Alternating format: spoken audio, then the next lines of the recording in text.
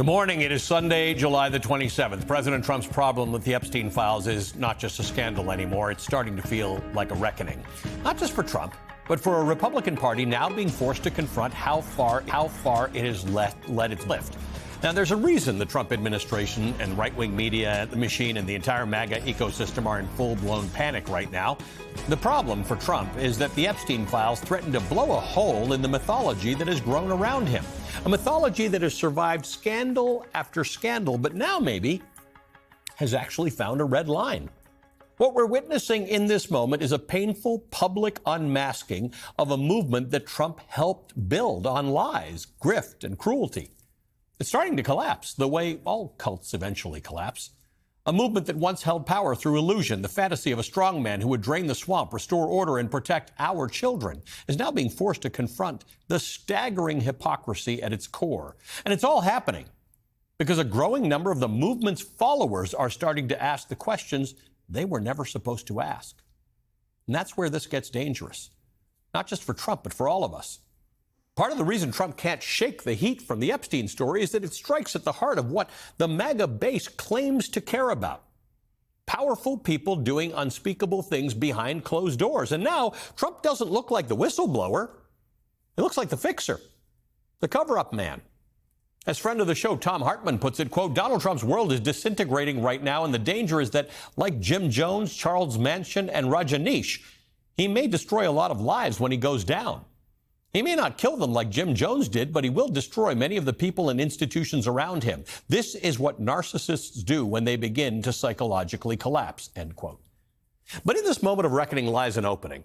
Because if we're ever going to break free from the grip that MAGA holds on our democracy, it's going to take more than a scandal, more than a court case. It's going to take organized resistance, the kind of mass moral uprising that has always forced this country to live up to its promise. What makes America unique is not just that we hold elections. Lots of nations hold elections. What makes America exceptional when we live up to it is our origin story. Rebellion against tyranny. That maverick spirit is embedded in our national DNA. At the core of the American idea is a simple but revolutionary belief, one that kings and tyrants throughout history have tried to crush. A belief that anyone, no matter their name, their birth, or their background, can rise above their circumstances. That's the promise. That's the ethos. And although our moral compass has had to be recalibrated again and again since this nation's inception to actually extend that promise to all Americans, it's why people across the globe continue to risk everything to reach our shores, because the possibility of true liberty and equality, of self-determination, continue to exist. Yeah, other democracies exist, but America has long been the gold standard because of one singular belief, the belief in human potential. Which is why Trump's assault on our institutions represents a far more profound and existential threat than simply the notion of democratic backsliding. Call this a national lobotomy, a deliberate effort to strangle the American spirit and resurrect the old world hierarchies that our founders once fled, a society without possibility, a society without mobility, where your station in life is dictated by forces that are outside of your control. Yesterday's feudal system is today's crusade against DEI and labor rights and student debt relief and consumer protections, tools that help people move up and out. And yet generations of Americans before us have faced much steeper odds. Slavery, state-sanctioned exclusion, injustice enshrined in law, and still they pushed forward. Constitutional law professor Gloria Browne-Marshall reminds us in her new book on protest movements, the arc of American progress has always moved 2 steps forward, 1 step back. But the 2 steps forward, she says, are necessary. Quote, necessary or else you're always going backward. That's why it's so important to understand that protest is a necessary part of our work. The setbacks can feel crushing. Many of you probably feel that way watching this administration's assault on democracy. But Marshall reminds us the progress that has always followed the setbacks is what makes the next fight possible and worth it. To give up now, she says, is to, quote, negate all the history and all of our ancestral work that fought in the face of crooked elections, fought in the face of denial of the right to vote, lynchings based on the right to vote. Look at the nation's history. Here's the thing, though, she continues, that there are many ways to protest. Quote, we don't think of Rosa Parks with a bullhorn in the streets with a sign. But her protest was internationally known and effective all the same. So for that mother talking to that young person, just think, protest doesn't have to be just out in the street. Could be a singular decision not to buy at a certain store. That's protest.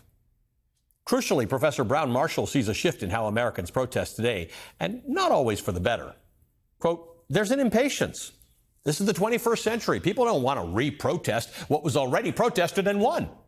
So consider the Montgomery bus boycott. It was in 1955. We gained the civil rights legislation in 1964 and the Voting Rights Act in 1965. And so many lives were lost. So many were assaulted. So many protests happened during that time period of 1955 to 1965. But people want the TV version.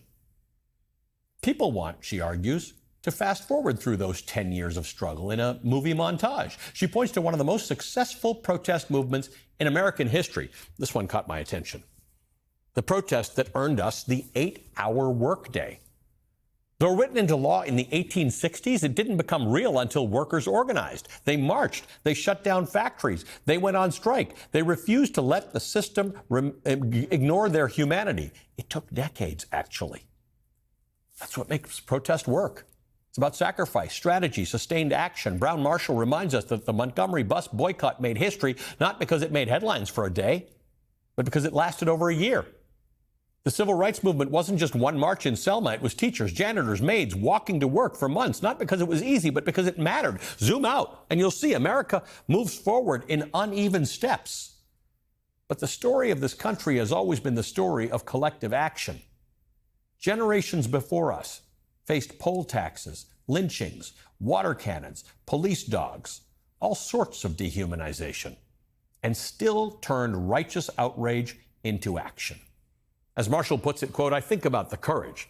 These people put their lives and livelihoods on the line. They wanted something that was beyond just their individual needs. And so whether or not they're fighting for clean water or for better schools or for higher wages, they're going to be fighting for something that will not entail 100% of people, because protests are usually just a fraction of the people involved. Yet the whole group gets the benefit. Sometimes I ask people, do you want to be a freedom freeloader? End quote. Do you want to be a freedom freeloader? Because protest in all its forms, big and small, is what made your rights possible. My rights. And if we want to keep them, none of us can sit this out.